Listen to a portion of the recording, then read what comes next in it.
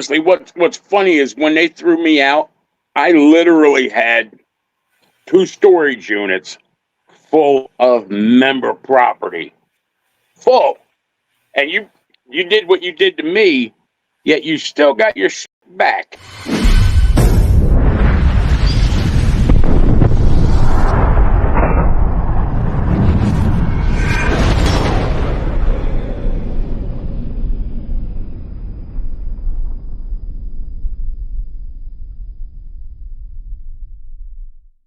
Welcome to this episode of Chattin with Staxx. I'm your host, Bill Staxx, and today I got PeeWee, Goldsmith, and Repo Rod.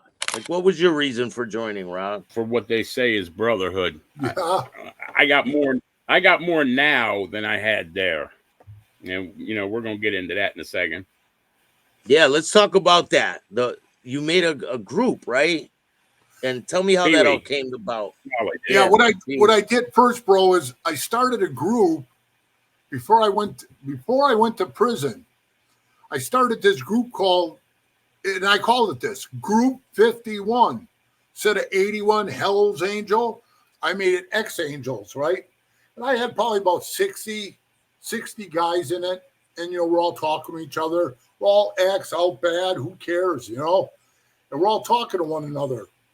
I don't know what the hell happened. I went to prison and it went to hell in a handbag. I mean, one of the guys on there that asked me, should he testify? And I said, no, I wouldn't do it, man. Even though he was out of the club, to get his shit back, he had to testify. So when he did that, a bunch of guys left the group, because basically he snitched, I ended up getting rid of him. And then I started a new group where I thought, you know what? I'm going to open it up to all ex, club guys and, like a brotherhood thing. Yeah. So I call it Brothers for Life. And I've got, Banditos, ex-outlaws, ex-El Persteros. So any guys that were in sinners, 1% clubs. Not just 1% clubs, just regular clubs too, like small clubs. Yeah. But yeah, the ones, the El Persteros, the Banditos, the Outlaws, they're all big 1% clubs, But we're all in the same group, Staxx. And we all sit here talking like we're talking, hey, what's up, brother? Hey, what's going on? And I have a summer run every year, and we all get together. This is the only year I didn't have it. I took a break. We get together every year, and we just cook out, and we don't sit around and talk and hate and talk shit about the club. Nobody gives a shit. We're living for the future, you know what I mean? And we're just no patches, nothing. Hell, I don't, like I said in my book, I don't even own a motorcycle anymore. I sold my bike to buy a lawnmower. Yeah. Which I'll be on in about 25 minutes. But hey, I'm just saying, it's solid. And you could see the brothers were solid. Man, the pictures I got of me and Repo Rod and Maddie and BA, and it was right.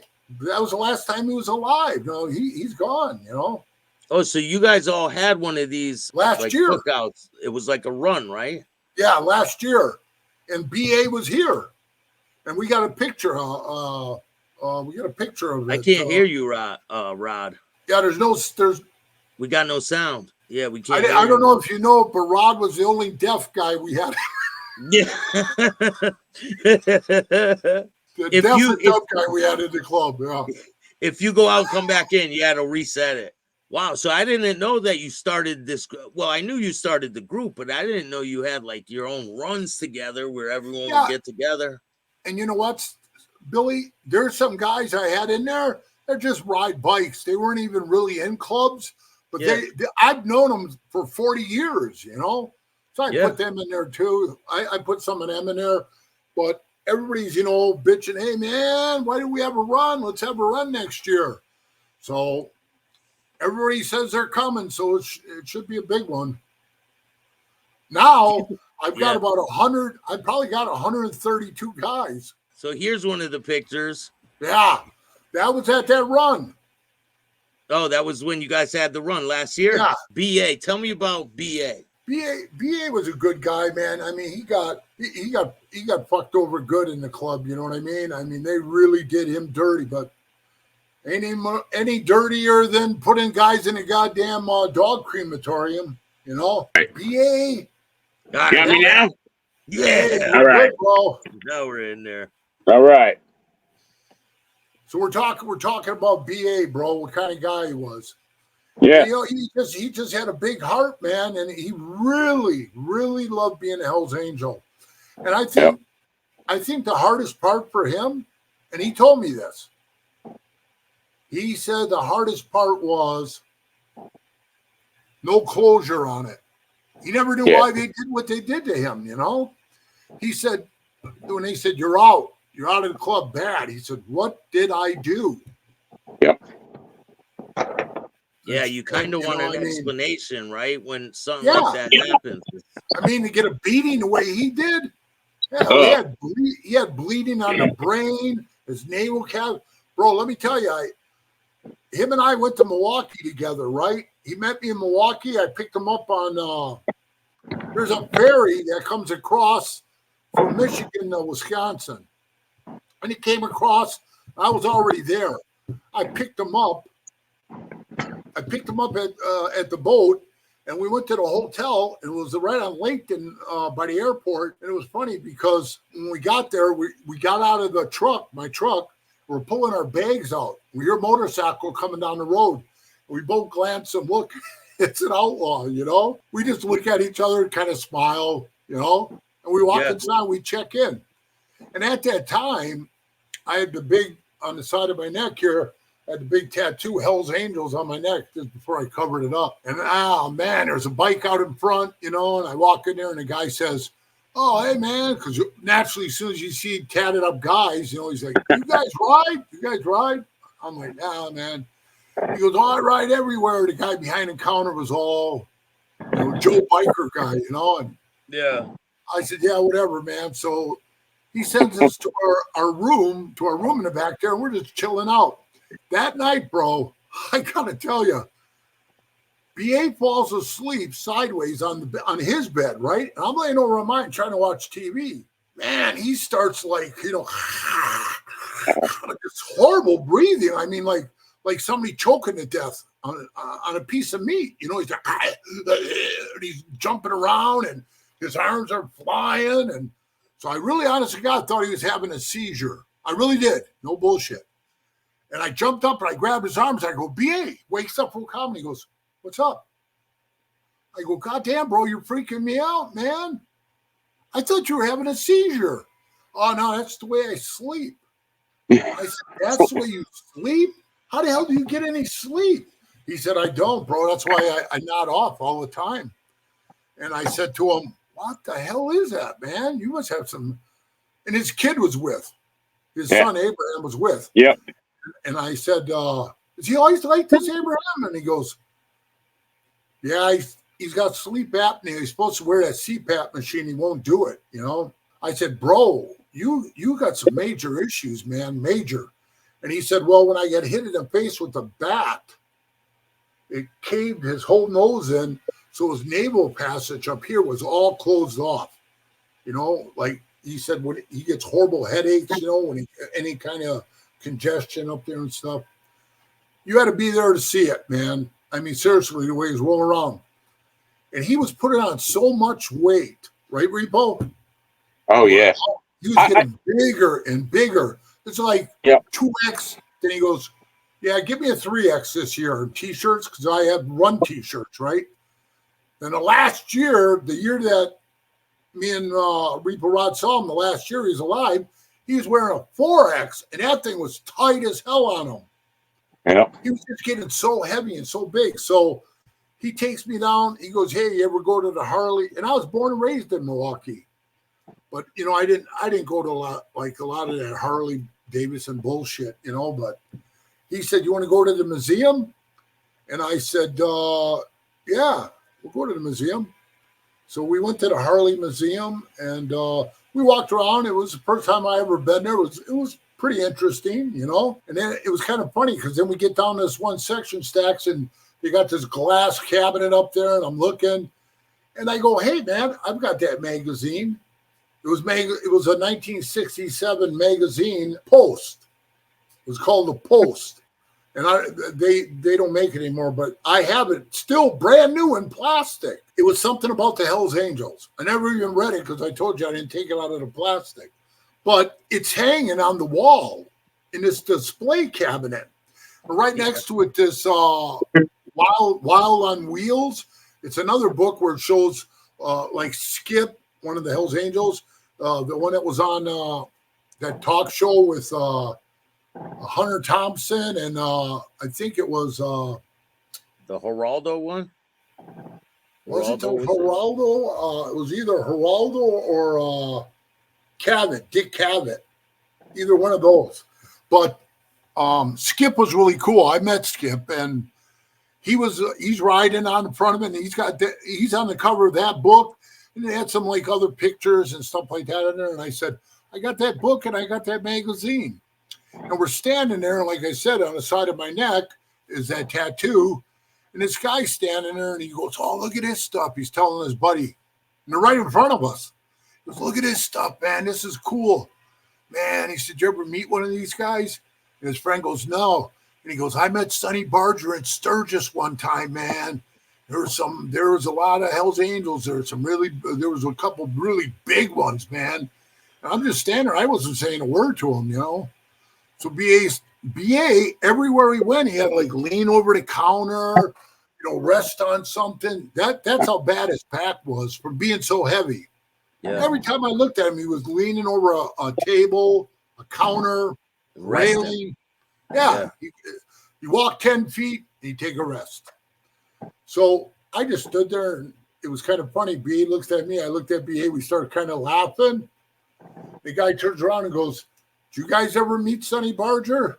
I said, yeah, I met him a few times. He looks up, he sees my neck, and he goes, holy shit. Are you really? I said, no, I'm not one anymore, I was one, but I'm not anymore. I said, so is he, and he's not anymore. We were both Hells Angels. And then the guy goes, whoa, man, can I get my picture with you? And I said, no. And then we just walked. He said no. Yeah, I said no. I didn't want my picture. I didn't want him blowing that up all over the media too, Yeah. So I just said no. And we walked through the museum, and like I said, BA was totally exhausted. So we go back to the hotel. We got the kid in the back seat of my truck. We pull into the hotel. I swear to God, there's a bar out in the front of it. It's right. I think you can eat in there and drink. I didn't go in it, but we pulled it. When we pulled in, we turned the corner, and there's 3 baggers lined up with the back tire to the curb, but facing out. Yeah. And we pull it, and right on the front of the windshield it says Outlaws MC. Right on the windshield. So I look over at it. I'm looking, and I stop, and BA looks at it. And he looks at me, and I says, I don't know, you want to go inside, see what they have to say? I want to ask them if they got a problem with me. Obviously, every time I come to Milwaukee, they got some problem with me. I just want to end it or end it, Yeah. And then he lays this one on me, I would, man, but now with my kid in the truck and shit, and I'm like, God damn it, it was a perfect opportunity, bro. Yeah. So, I'm not saying I was going to go in there fists a swinging. But, I mean, if that's what they would have wanted, I would have obliged them, but I just said, okay, BA. And we just went back to the room and hung out in this shithole hotel that we were in. It was the only one I could get. And then I took him and his kid the next day to the boat. They jumped on the boat and went home. Yeah, so, Rod, when you find out that BA passes away, right? Before we get into that, can you explain what happened to BA? Were you in the club, Rod, when this all happened, or were you out by then? I think I was on non-association on my case then. I think you were, bro. Yeah. So do you remember hearing about this situation? I remember hearing, different things about it. But, at that time I had to duck and dive to conversate with anybody, so... Nobody, I just know they put one hell of a beating on him. And Rod, nobody really knew what happened. Right? No, yep. None of us really knew what happened. I mean, me and Rod found out later because BA told us to our face, you know. Yeah. You want to explain what BA told you? What happened? Well, I was in the clubhouse with him in New York, and he was standing over by this guy named Little Mike. He was playing a video game. He's dead now. He was playing a video game, and BA was watching him. And he was standing there drinking Gatorade. And I said, hey, we're going to go down to Little Italy, on Mulberry Street and get something to eat. You want to come with? And he goes, no, I'm going to hang out here, man, and maybe play the poker game. And I said, all right. I said, I'll see you when we get back. And he goes, all right, bro. And I left. I come back. I walk in, and I'm looking around, and I go, hey, where'd BA go? Oh, man. We had to get him out of here. I go, what do you mean? We had to get him out of here. He was acting all crazy. He was running around and saying he's going to call the cops. We're trying to kill him. I said, why the fuck would he say that? Unless you were, right? Yeah. So I said, why would he say something like that? And they go, we don't know. It's just, they preach to you, Billy. Don't ever lie, cheat, or steal. Right, Rod? Yeah. Yeah. But yet that motherfucker was lying right to my face. I know he was. Because, come on, bro. The guy didn't do anything. All of a sudden he's screaming, call the cops. They're going to kill me. Something went wrong. And he never did do that. He never did. So he told me that he was standing by the poker machine. And the next thing you know, boom, lights out. He drops to the floor. He didn't know it hit him. You know how he found out? He's laying on the ground. He said he was like half conscious, half not, He said he heard a girl crying, and she said, oh, my God, you hit him right in the face with that baseball bat. I think you killed him.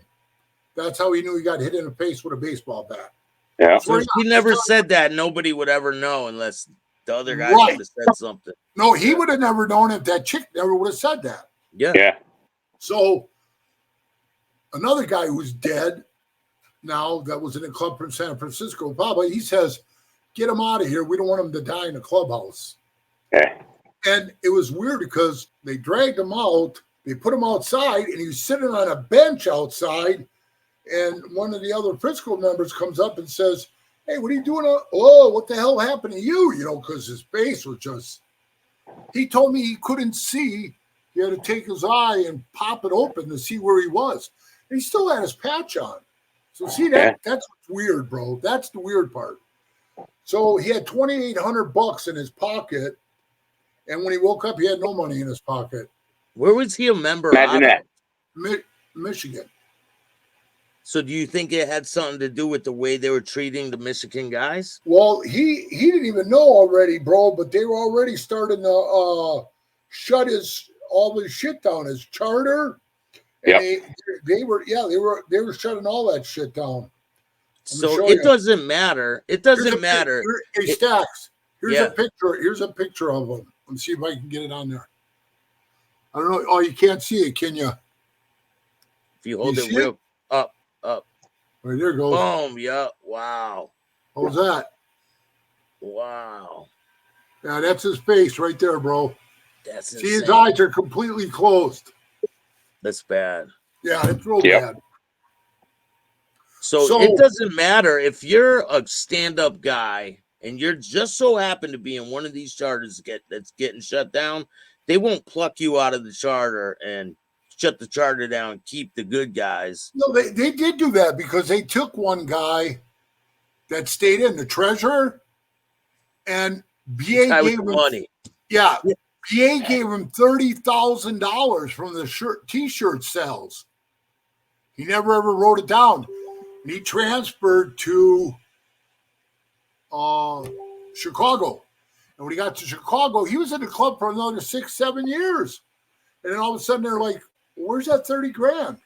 And then they found out, beat his ass and threw him out. It's like I said in my book, bro, shit floats to the top. It always does. So what happens with BA? They throw him outside. He's got his patch on. What happens? Then I guess one of the guys, the biggest piece of shit, Johnny Merchant, he takes him. He jumps in BA's truck because BA had his bike in the back. Brought it there for a photo shoot for the calendar. And then he took him back to Michigan. He told me that they stopped at a gas station and he had a piss. So he went in to piss. But like I said, he had to hold his eye open to see where he's walking. Yeah. And when he went inside, people were like, oh my God, should we call an ambulance? You know, I mean, people were freaking out. So John's like, hey, you need to stay in the truck, man. You know, I don't want people seeing you and stuff. And then when they got back to Michigan, Bob Mack, who's out of the club now, he's a great guy.